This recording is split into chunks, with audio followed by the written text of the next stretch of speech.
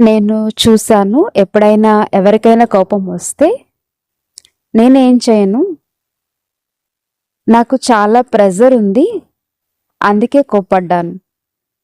ఎవరైతే కోప్పడ్డారో వాళ్ళ యొక్క ప్రెజర్ లో అయిపోయింది. ఎవరైతే కోప్పడ్డారో వాళ్ళది లో అయిపోయింది. ఎవరి మీద అయితే చేశారో వాళ్ళది హై అయిపోయింది. దీన్ని ఏమైనా జీవితం అంటారా? మనసు మీద కంట్రోల్ అంటే మైండ్ బాడీ అంటారు.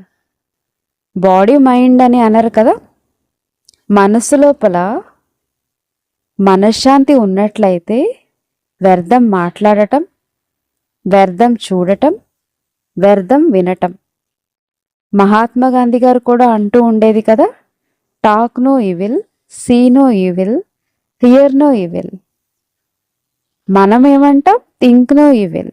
ఏదైతే చూస్తామో, వింటామో, మాట్లాడతామో, ఆలోచిస్తాము మరియు చేస్తాము, దీని యొక్క ప్రభావం మనస్సు మీద పడుతుంది. అందుకని చేసే ముందు ఒకసారి ఆలోచించాలి.